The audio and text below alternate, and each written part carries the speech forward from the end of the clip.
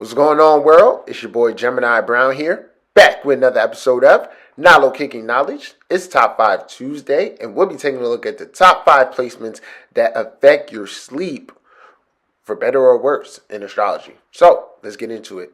Now, it's Pisces season, so we've been talking about sleep, resting, recharging, 12th house energy, all of that. So if you missed our video deep diving on that, feel free to check it out.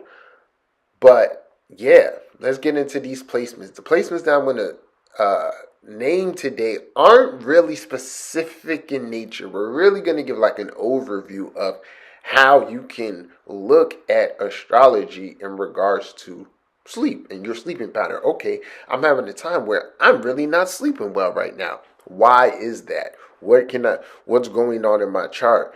First place I want to start here is with the houses that really are corresponding to sleep. And that is 4, 8, and 12. And those are the natural psychic houses. And as we discussed before, sleep is a spiritual tool. In these different houses, the 4th house specifically, you can get an idea of what it is like, or what it's like for this person within their home. Okay, and then different energies there will show you the inclinations within the home. So let's say someone gets Gemini in the 4th, Mercury or Venus is there, aspecting the moon in some way. It's a natural comfort and inclination to want to learn from within the home or spend at home. I may not necessarily want to sleep. I need stimulation. Okay. But then if that sign there with those planets is Cancer, it's a completely different hue. So then when we go to the 8th house, now all of this is explained too in my book, Astrology of the Matrix, like the different ways in which you can view the houses. So the 4th house, our home, right? And then the 8th house in a particular sense is the what you keep in your house, what's in your closet, what's in your closet. And then this also corresponds to your psyche. Then when we get to the 12th, this is literally you this is this person sleeping. Imagine Sleeping Beauty, right? And being outside of your body, watching yourself. Okay? So when we have different planets come into these houses, it's going to affect the natural sleep state. In the 4th house, it's a comfort thing. That those may be people who just choose to lie in their bed, all day if they're home, versus a person like myself who, in my journey of getting better sleep, they're like, don't do that. And it actually works. It's like, just sleep in your bed. That's what it's for, sleep. But then, like I'm saying, 4th house, 8th house, 12th house people, it's a natural relationship with that state, or a state of comfort. Any energies here, if they are afflicted in some type of way, are going to show natural sleep disorders or uncomfortableness, and then that is further triggered by minor transits. Now we have like certain houses laid out. Let's then take a look at planets that are corresponding to the sleep.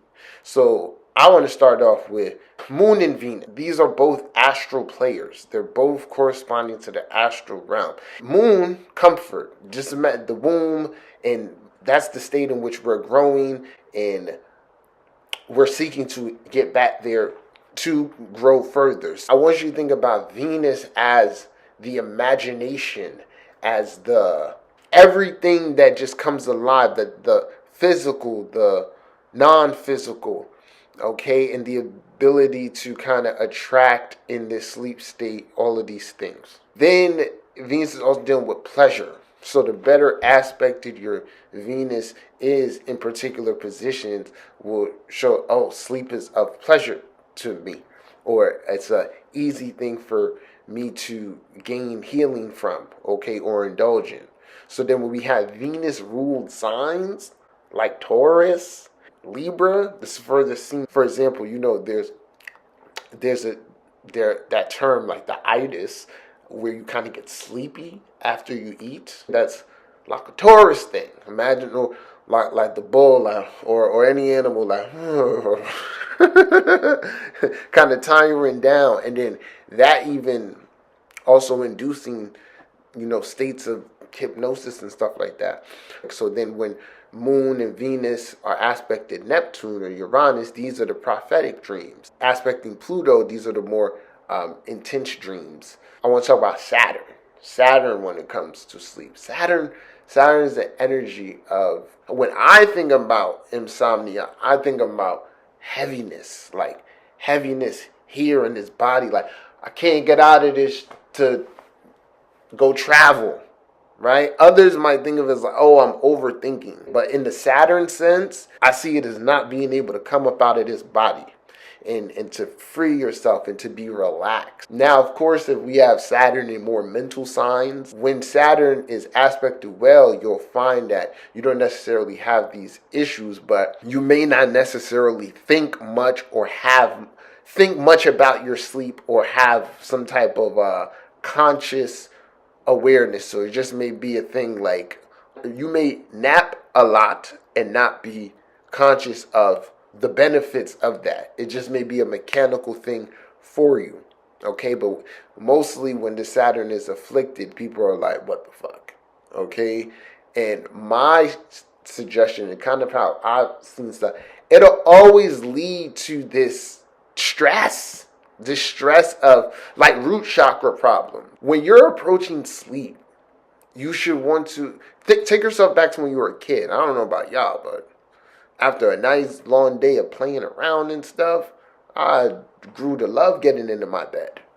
And then as I got older and started playing the radio before sleep, I used to look forward to it. So I feel like if you're bringing all your problems with you to sleep, this is where you have these issues of not unloading or freeing up yourself to forget that. Because once you really get in tune with the astral realm and all your connection to that other side, you'll look at it as like, okay, I'm going here to plan everything out. You could say rest and recharge and all of that, but just know when you're unconscious, you're creating and adding dynamics to your future. So we got Saturn. And then we got Mercury. So then we'll go to Mercury. And Mercury, we know, it's this conscious mind. It's these thoughts. On the previous video, I think some of you have said you tend to fall asleep when meditating, right? And that's natural. Once we keep thinking about the mind and then the different states of consciousness, the frequency, those different states, figure out through Mercury and your thoughts, your breath, how to put yourself in these different states. And there are literally people who are more suggestive or to hypnosis, like easier to be hypnotized, and then others who are not. And I find that to be more with a Mercury thing. Can you turn this shit off enough to drift? When I meditate, I literally am changing my frequency to that next part of myself where it's like, hey. It's like, hey. And it's like more perceptive, right? Where when you're so in the mind, it's like we're processing. I've been in a state where it's like, man, I don't necessarily want to sleep. I kind of want to, I know I got to sleep because it's late, but like, I want to wake back up and get back to it. If you've ever been engaged with something like that. So there's like a switch or a frequency you want to switch, and you can do that, through your Mercury.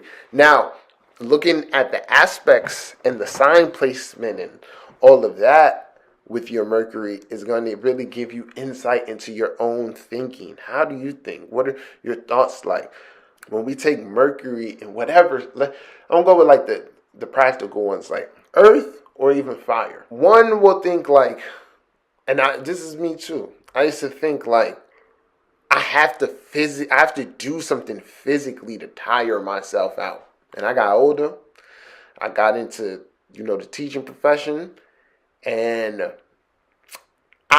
I'm young. I'm still young. And I never in the beginning, I never thought much of how much mental power I'm actually using per day or during the day, and how that still corresponds to a part of yourself that needs rest. And if you are unable to get that rest for that part, you start to have just like you would in a physical sense, right? Like, damn, I don't feel like lifting this today.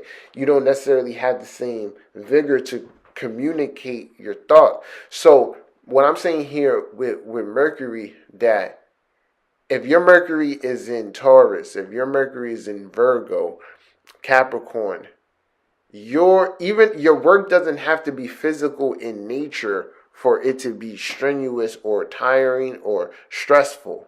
Okay, and if you're seeking ways to say you have a problem with not being stimulated enough, you just need to play towards the things of that element. So do practical things.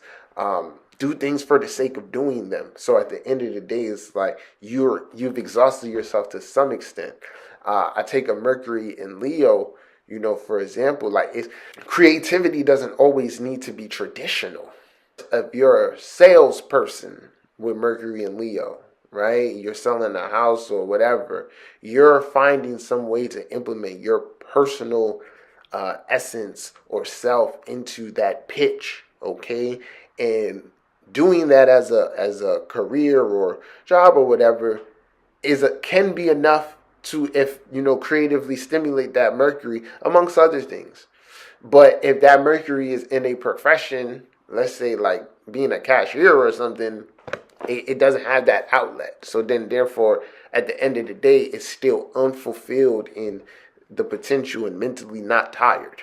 As you go back and review all of this, we've touched on, when it comes to sleep, we want to look at houses specifically 4, 8, and 12. Okay, then we want to look at these individual planets, Moon and Venus, and look at them individually. But if they're in relationship to one another or in one of these houses that we mentioned previously, program your perspective in that direction. Oh, what's sleep like for this person? Then we get to Saturn, which energetically is like affecting sleep and the ability to come out of here and release and, let's say, go into a deep sleep. And then if you were having Saturn afflictions, it's like, I can't sleep. You're really in your body. You're not taking off. And then with Mercury, it's like needing to exhaust your mind and needing to change the frequency of your mind to that sleep state. And that can be done through practical means and then also through meditation and stuff like that, I hope you guys are doing good. And just so you guys know, I'm doing great. I'm your astrologer. I'm a worker for the universe. And I feel like by me taking care of y'all, the universe takes care of me. But I do take care of myself. I live my truth. That's all I can say. I'm a real one. And I think you guys know that. But I appreciate all the love, all the support. And if you need any services, feel free to check out my website. Send me an email. Check out my book. Until next time, peace.